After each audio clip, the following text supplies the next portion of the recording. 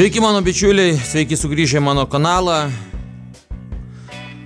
Šiandieną gaminsime balandėlius. Balandėliai eiliniai, nieko nesiskirs, tiesiog mes juos gaminsime su bulvėmis ir padažu. Kaip balandėlius gaminti, vaizdo įrašas yra jau mano YouTube kanale, čia nieko naujo nepamatysite. Mes tuo metu gaminom balandėlius tik tai kazane, o šiandien gaminsime Grand Food puode.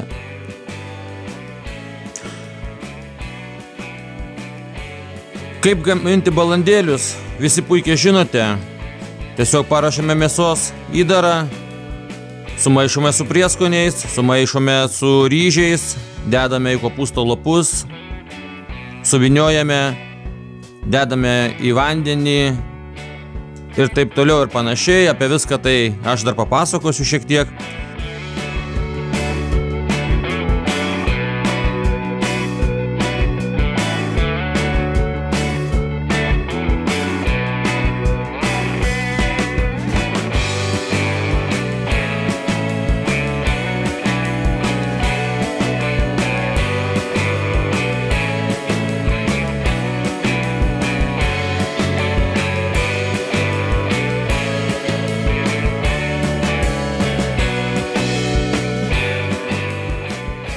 Aš negaliu suprasti, kodėl žmonės nespaudžia ar laikų, ar dislaikų.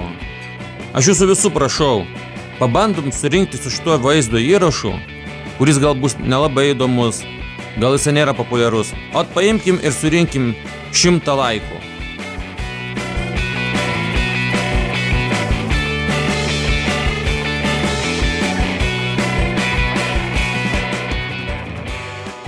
Grįžkime prie balandėlių. Balandėliai iš tikrųjų truputėlį pasiskaičiau internete, yra senas patiekalas. Jisai jau gaminamas maždaug apie 2000 metų.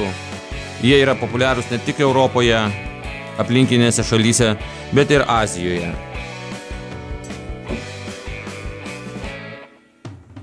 Vėl palaikymo komanda po stolu burzgė, kad neduodame jiems balandėlių įdaro mėsos. Gerai, pagaminsime balandėlius, trumpai paskui papasakosiu dar, ką mes šiandien darysime, kokį padažą. Čia turbūt bus įdomesnė dalis nei patys balandėliai, o apie mūsų smulkiau gamintus balandėlius nuorodą paliksiu komentaruose arba vaizdo įrašo aprašyme. Į puodo dugną dedame keletą kopūstų lapų. Ta daryti yra nebūtina. Na, imsime balandėlius ir siūlėmis dėsime žemyn. Balandėlius dedame siūlėmis žemyn todėl, kad jie neįsiviniotų.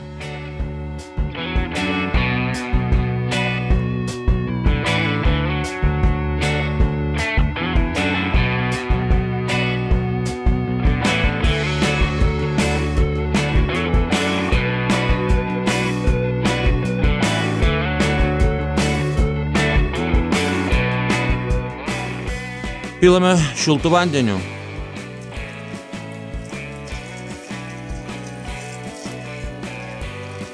Jeigu turite, galite naudoti sultinį. Na, parašiau grilį netiesioginiam kepimui. Dedam puodą su balandėliais. Uždarysime ir troškinsime. Manau, iki valandos. Užvirė mūsų balandėliai. Atidengiam. O, kaip čia viskas troškinasi gražiai. Dėsime keptas morkas su svogūnais. Bet receptų yra pasaulyje ne 1000. Galima tai daryti tiesiog dedant į įdarą. O mes darom taip, kaip mums atrodo teisinga.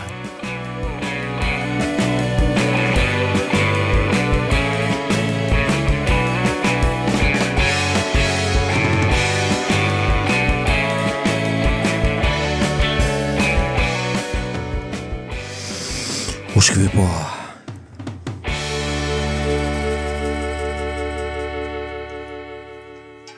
Nu ir dar įdėsime juodųjų pipirų, kvapniųjų pipirų ir keletą lauro lapelių.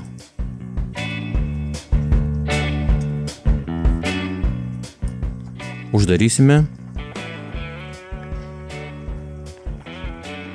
Ir netrukus grįšime. Dar šalia balandėlių įsikepsime bulvyčių. Kaip mes jas kepame ir paruošiame, esate jau matę ne vieną kartą.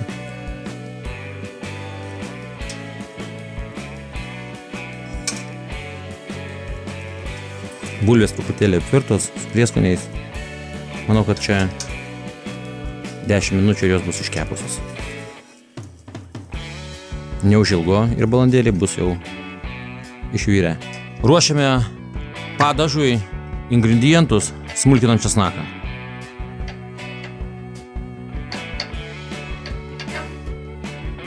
Česnako reikės mums keletą skiltelių.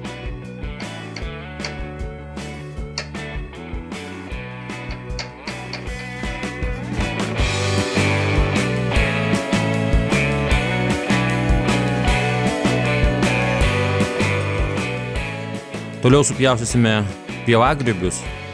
Jų reikės apie 150-200 gramų. Pievagrybius pjaustome juostelėmis. Manau, bus gerai.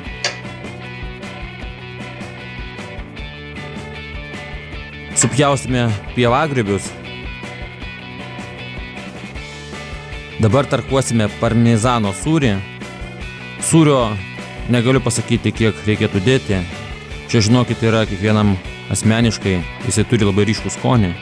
Na, mes iš akies kokį 100 gramų gal.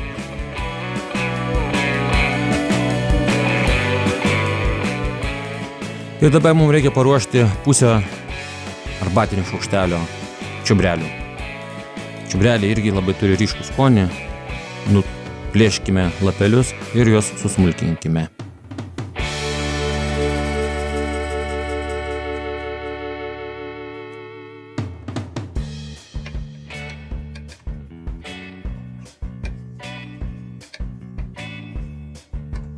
Balandėliai jau, manom, bus išvirę. Nuimam puodą. Apversime bulves.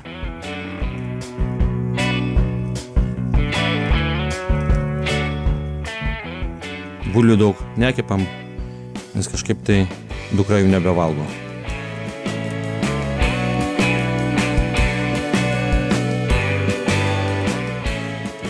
Na ir ruošimės jau padažui. Dedam keptuvę, laiką įstą. Ruošiam padažą, šaukštas alyvuogių aliejaus. Šaukštas lydyto sviesto. Ir laukiam, kol užtirps. Ištirpusį aliejų ir sviestą česnakus.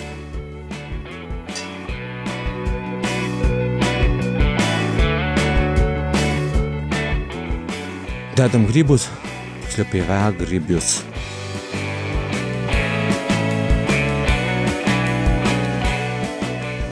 Lauksime truputėlį, kol apkeps. Pamaišome. Pagardinam padažą druska. Truputėlį pipirų.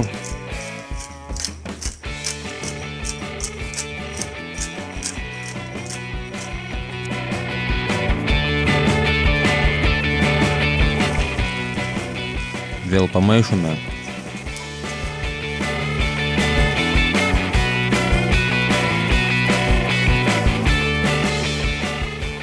Nepamirštame įdėti čiobrelių.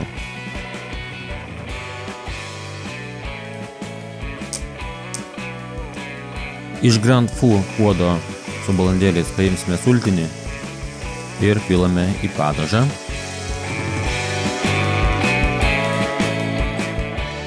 Palaukime, kol padažas pasitroškins.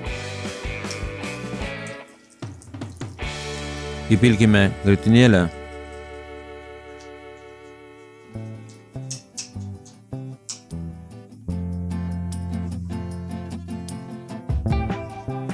Vėl pamaišome.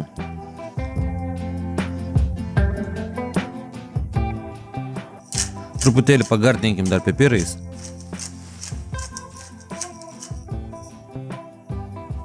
Tada sudedam parmezano sūrį.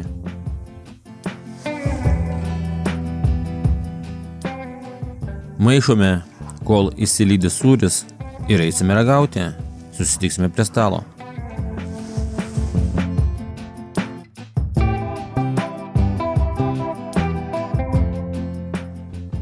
Kągi, atėjo iškilmingas momentas, paragausime balandėlių. Gabaliuką be padažo. Padažas nežinau, pirmą kartą pamačiau receptą internete. Ragauju balandėlius. Aišku, jie bus labai skanus. Nu, nėra ko tikėtis. Švieži kopūstai, viskas gerai įsitaškino. Paragaukime su padažu, nes padažas yra šio patiekalo tokia kaip naujovė.